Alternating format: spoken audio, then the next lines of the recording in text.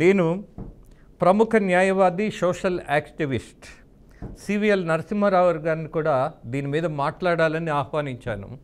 ఆయన మన ఆహ్వానం మేరకు ఈ చర్చలో పాల్గొనడానికి, ఆయనకున్నటువంటి ఒక సామాజిక బాధ్యతను అనేక విషయాల్లో దశాబ్దాల కాలం నిరూపించుకున్నటువంటి పెద్దలుగా ఆయన గౌరవిస్తూ ఈ సబ్జెక్టు మీద ప్రజలను అలర్ట్ చేయాలని కోరుతూ, ఎస్ నరసింహారావు ఒక లాయర్గానే కాదు, సోషల్ యాక్టివిస్ట్గా, అలాగే సామాజికమైనటువంటి సమస్యల మీద మీరు ఎప్పుడూ గొంతు విప్పుతున్నారు. ఇవాళ జరిగినటువంటి దగా ఇది దశాబ్దాల కాలం నుంచి నడుస్తున్నది. ఐ థింక్ నా వ్యూ పాయింట్ మీకు అర్థమై ఉంటుంది. గోల్డ్ వ్యాపారస్తులు స్కీములతో చేస్తున్నటువంటి దోపిడీని మనము చట్టబద్ధంగా ఆపాల్సిన పరిస్థితి ఉంది అంటాను. ఇది చట్టబద్ధమైంది కాదు వీళ్ళు స్కీములు చేస్తున్నది, అలాగే వాయిదాల లెక్కన డబ్బులు కలెక్ట్ చేస్తున్నది. Am I right?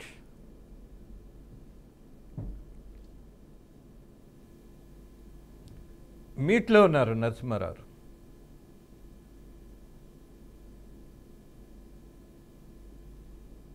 ఓకే, ఇప్పుడు వినిపిస్తుందా? ఎస్, ఫైన్, థ్యాంక్ యూ అండి. Okay, ya. తిలా పాపం తలా పిడికెడు అని చెప్పేసి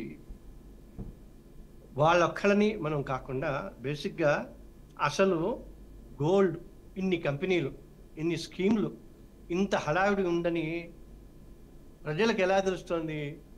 మీడియా ద్వారా, అనేక మాధ్యమాల ద్వారా, హోర్డింగ్స్ కానివ్వండి, టీవీ అడ్వర్టైజ్మెంట్స్ కానివ్వండి, ప్రైవేట్ ఛానల్స్ కానివ్వండి, వాట్ ఎవర్ ఇట్ మేబీ.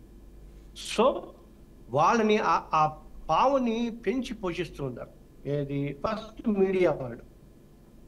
కొంతమంది మీడియా వాళ్ళకి అంటే అనెథికల్ వాటికి సంబంధించినంత వరకు మేము మీకు మా ఛానల్లో అడ్వర్టైజ్మెంట్ ఇవ్వము అని చెప్పాలి.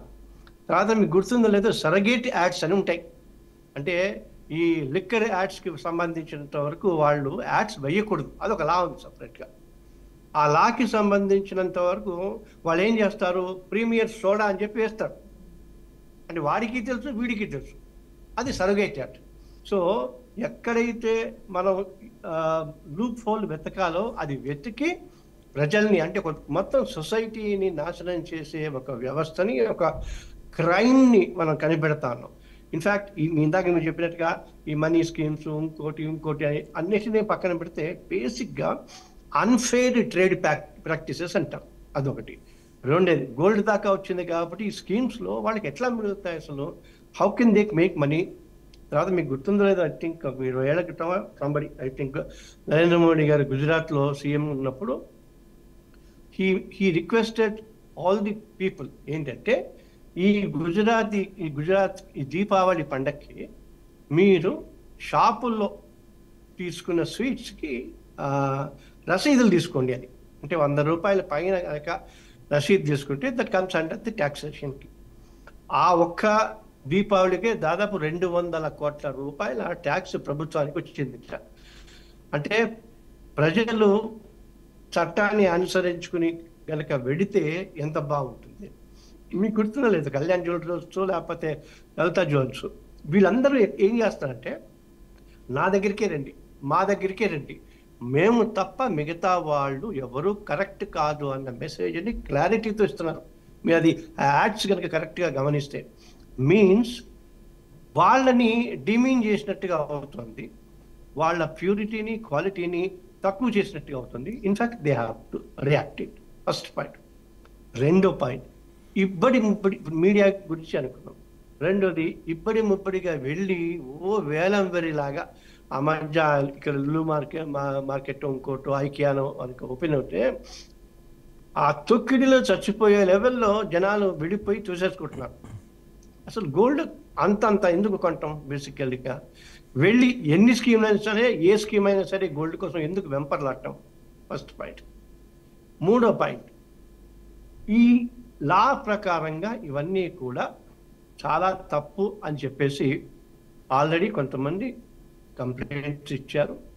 దానికి సంబంధించినంత వరకు ఈ సర్క్యులేషన్ స్కీమ్లో గోల్డ్ని కూడా ఇన్వాల్వ్ చేసి కొన్ని కేసులు పెడితే, నాకు ఐ రిమెంబర్ వరంగల్లో సజ్జనార్ గారు ఎస్పీగా ఉన్నప్పుడు ఒక 60 మంది డాక్టర్ల మీద వాళ్ళ మీద కేసులు కూడా వేసేసి లా అంటే భయం, చట్టం అంటే భయం అని చెప్పేసి ఒక మెసేజ్ని ఇచ్చారు. That has to be there. లేకపోతే ఇప్పుడు అంతే నిన్నగాక మొన్న సరే డ్రగ్ మొన్నటిదాకా ఉడతా పంజాబ్ అనేది ఇప్పుడు ఉడతా హైదరాబాద్ అన్న లెవెల్లో డ్రగ్స్ వచ్చింది. తర్వాత బెట్టింగ్ యాప్స్ వచ్చినాయి. ఏమైనా సరే మనం కళ్ళు మూసుకుని పర్వాలేదు మనకి కాదు అని అనుకుంటే మన తరం ఎలాగో కింద మీద పడి బయటకు వెళ్ళింది, నెక్స్ట్ తరం ఆ వచ్చే తరం కూడా పాడైపోతుంది. సో అందుచేత ఇందాక మీరు అన్నట్టుగా ఇవ్వటమే తీసుకోవటమే కాదు కట్టడం కూడా నేరమే అని అన్నట్టు ఒక పాయింట్ ఉంటుంది. కట్నం ఇవ్వటం నేరం, తీసుకోవటం నేరం, మరి ఇవ్వటము నేరమే అని ఆ కాన్సెప్ట్ని మర్చిపోతున్నారు. లంచం తీసుకోవటం నేరం అని వాళ్ళని అరెస్ట్ చేస్తున్నారు. లంచం ఇవ్వటం నేరం అని ఇచ్చిన వాడిని ఎందుకు అరెస్ట్ చేయరు, కట్నం ఇచ్చిన వాడిని ఎందుకు అరెస్ట్ చేయరు? అలాగే ఇప్పుడు వీళ్ళ మీద గోల్డ్ వాళ్ళ మీద ఈ స్కీమ్ని మీరు కేసు పెట్టారు కాబట్టి ఆ స్కీమ్లో జాయిన్ అయిన వాళ్ళందరి మీద ఎందుకు కేసు పెట్టారు? Law has to B equal to everyone కదా. సో మనం ఏం చేయాలంటే ఇది క్లియర్గా ఖచ్చితంగా చేసి నువ్వు తప్పు చేస్తున్నావు చెప్పచ్చు. ఎస్ నరసింహరావు, నిజానికి ఒకప్పుడు గోల్డ్ స్మిత్ ఎంతో నమ్మకంగా మనము కోరినటువంటి నగలు కంఫర్టబుల్గా దోపిడీ లేకుండా ఒక పద్ధతిగా ఒక నైతికమైనటువంటి బాధ్యత ఉండేది వాళ్ళకి, అలాగే నమ్మకం కూడా అలానే ఉండేది. వాళ్ళందరూ ఇవాళ గాల్లో కలిసిపోయారు, రోడ్డు మీదకి వెళ్ళిపోయారు. అఫ్కోర్స్ అభివృద్ధిలో కొంతమంది చేతులకు పని లేకుండా అయిపోతుంది అని చాలామంది చెప్తారు. బట్ ఇక్కడ సాంప్రదాయం పేరుతో జరుగుతున్నటువంటి గోల్డ్కు సంబంధించినటువంటి ఆ వృత్తి జీవనాధారంగా పెట్టుకున్నటువంటి ప్రజల్ని అంటే కాదు రాజేంద్ర గారు ఒకటి, ఎందుకంటే ఇప్పుడు తరతరాలుగా వస్తున్న వృత్తుల్ని మనం వదిలేసి ఎవరో అన్నారు మనం వీధి చివరి కొట్టు దగ్గరికి వెళ్ళి కూరగాయలు పచారీ సామాన్లు కొంటే వాడితో మనకు బంధం పెరుగుతుంది. మన దగ్గర ఐరన్ చేయించుకునేవాడు మన ఇంట్లో మాకు బాగా గుర్తుంది. తర్వాత హెయిర్ కట్ చేయించే వాళ్ళతోటి అన్న బాబాయ్ చెల్లి అన్న యాంగిల్లో ఉండేది. ఇది మొత్తం అయిపోయినాయి. అన్ని మాల్స్ సూపర్ మార్కెట్స్ అయిపోయి వీడి దగ్గర పని లేకుండా వెళ్ళి వీడే రోజు కూలి పనుల కోసం వెళుతున్నాం. ఇవన్నీ చేసేది ఎవరు? మళ్ళీ మనమే కదా. దీనికి నాకు I have very serious objection as far as the advertisement is concern. ఎందుకంటే అంటే సినిమా మాధ్యమం కావచ్చు, టెలివిజన్ మాధ్యమం కావచ్చు, ఈ మాధ్యమాల్లో ఎంత పవర్ఫుల్గా వాళ్ళు పనిచేస్తున్నారంటే సినిమా వాళ్ళు కానీ టీవీ వాళ్ళు కానీ మీరు ఈ గోల్డ్ కొంటే మా దగ్గర గోల్డ్ ఉంటే బాగుంటుంది అంటే వాళ్ళు గోల్డ్ కొనమంటే గోల్డ్ కొంటున్నాం, బనీళ్ళు కొనమంటే బనీళ్ళు కొనుక్కుంటున్నాం, స్కూటర్లు కార్లు కొనుక్కోమంటే స్కూటర్లు కార్లు కొనుక్కుంటున్నాం. మరి అందుకోసం మీకు గుర్తుందా ఇంకో చట్టం వచ్చింది. సెలబ్రిటీస్ వాళ్ళు ఏదైనా ఎండార్స్ చేసేటప్పుడు దానికి సంబంధించిన వాల్యూ లేదా అథెంటిసిటీని 1-4 సార్లు పరీక్ష చేసి మాత్రమే దాన్ని ఎండార్స్ చేయాలి అని కూడా ఒక చట్టం వచ్చింది. ప్రాబ్లం ఏంటంటే ఈ దేశంలో ఇంకొక 100 సంవత్సరాలకి కావాల్సిన చట్టాలు అన్నీ ఉన్నాయి. బట్ పిల్లి మెడలో గంట ఎవరు కడతారో అన్నట్టుగా ఇప్పుడు మీరు చెప్పింది కరెక్టే. ఇంత అక్కల హాయిగా మీరు చూసుకోవటం, 4 ఇది చేయటం, ఏది ఎవరెవరో చేస్తున్నారు అనుకోవటం, కట్టిన వాళ్ళంటే వెళ్ళిపోయి ఆ కన్సర్న్ పోలీస్ స్టేషన్లో 4 కంప్లైంట్లు ఇచ్చేసాం అనుకోండి, అది క్లియర్గా అయిపోతుంది. ఎందుకంటే ఇంకొకటి వై షుడ్ ఐ అన్న కాన్సెప్ట్ కాకుండా మీడియా అంటే ఓన్లీ రిపోర్టింగ్ అనే కాకుండా ఇన్వెస్టిగేటివ్ జర్నలిజమ్స్ వగైరా అంటున్నాం. హాయిగా చెప్పచ్చు I'm working in BRK news and all that in my investigation ఇది నాకు తెలిసింది, ఇలా తెలిసింది, ఇది తప్పని తెలిసింది, దీని మీద చర్యలు తీసుకోవాల్సింది in the interest of general public అని మనం వేయచ్చు ఖచ్చితంగా. ఎందుకంటే లేకపోతే ఏమవుతుందంటే న్యూస్ వచ్చింది, బాగా న్యూస్ వచ్చింది, అరే భలే బాగుంది న్యూస్, కొత్త రకంగా ఉంది అని కాకుండా ఇప్పుడు బిఎస్ఐ వాళ్ళది హాల్ మార్క్ వాళ్ళు ఉండాలి. ఈ మార్క్ ఎంతమందికి ఉంది? ఉన్నట్టే ఉంది. ఆ హాల్ మార్క్ అసలు బిల్లు చేశారా లేకపోతే డూప్లికేట్ చేశారా ఎంతమందికి తెలుస్తుంటుంది? సో ఇది కూడా మనం అంటే అన్నీ మనమే చేయగలం అన్న పాయింట్ అపోహలు నాకు లేవు. కానీ వీఆర్ దేర్ విత్ యూ. ఇప్పుడు మీరు ఇందాక అన్నట్టుగా 5-6 రకాల ఛానల్స్ ఉన్నప్పుడు ఇది గోల్డ్ మాసాలకు సంబంధించి అది కన్జ్యూమర్ సెల్ ఉండేది మాకు అట్లా. మన 86లో చట్టం వస్తే మేము అదే అనుకునేవాళ్ళం. 40 ఏళ్ల తర్వాత దాని చట్టాన్ని అవేర్నెస్ అంటే అమలు ఎప్పుడు చేస్తామని. బట్ ఇప్పుడు ఆ చట్టం కూడా పోయి 2 ఏళ్ల క్రితం వేరే కొత్త చట్టం వచ్చింది అనుకోండి. But you have to make the people aware. ఒకవేళ వాళ్ళు కనుక అవేర్నెస్లో లేకపోతే ఇది వాళ్ళ కర్మ ఖచ్చితంగా నేను చెప్తున్నాను. ఎందుకంటే దే డిజర్వ్ ఇట్. వాళ్ళు మోసపోవడానికి, ఆత్మహత్యలు చేసుకోవడానికి, చచ్చిపోవడానికి కూడా వాళ్ళు అర్హులే. కానీ తెలియాలి. ఆ తెలిసేటప్పుడు మనం ఏం చేయాలంటే ఎవరినో ఒకరిని బ్లేమ్ చేయకూడదు. ఇప్పుడు వాళ్ళు మోసం చేస్తున్నా అంటే ఎవరైతే మీకు గుర్తుందో లేదో, అంటే మీరు చూసి అబ్జర్వ్ చేసి ఉంటారు, ఏ గోల్డ్ షాప్కి వెళ్ళినా కూడా పార్కింగ్ ఉన్నదే అక్కడ, కూర్చోటానికి ప్లేస్ ఉండదు కదా, కూర్చోటానికి ప్లేస్ ఉండదు. మరి వాడు ఎందుకు చేస్తున్నాడు? వాడు ఏమైనా వచ్చి కాళ్ళు చేతులు కట్టేసి నువ్వు వచ్చి మా షాప్లో కొనకపోతే కష్టం అని చెప్పి ఏమన్నా అన్నాడా? వీళ్ళకి కదా వెర్రి. ఇప్పుడు మన చూసిన ఏదో సినిమా చూడటానికి వెళ్ళిపోయి 3000 టికెట్లు అనుకుని ప్రాణాలు పోగొట్టుకుంది ఆవిడ. ఇక్కడ అతను సినిమా అతను ఒక్క విషయాన్ని మనం గమనించవచ్చు, అది విమర్శ కాదు. బంగారంలో ఎంత లాభం వస్తే ఇవాళ విదేశాల్లో కూడా కంపెనీలు, ఒకే కంపెనీ అనేక రాష్ట్రాల్లో అనేక దేశాల్లో ఈ బంగారం వ్యాపారం చేస్తున్నారు అని అంటే ఎంత లాభం ఉంటే ఇంత విస్తృతమైనటువంటి వ్యాపారం చేస్తారు? It's a very common sense. But at the same time not only that ఎంత లాభం ఉంటే అనేది ఒకటి, ఎంత లాభం రావడానికి ఏ దారులలో ఎక్కడెక్కడ ఎవరెవరిని తప్పించుకుంటూ ఈ వ్యాపారం చేస్తున్నారు.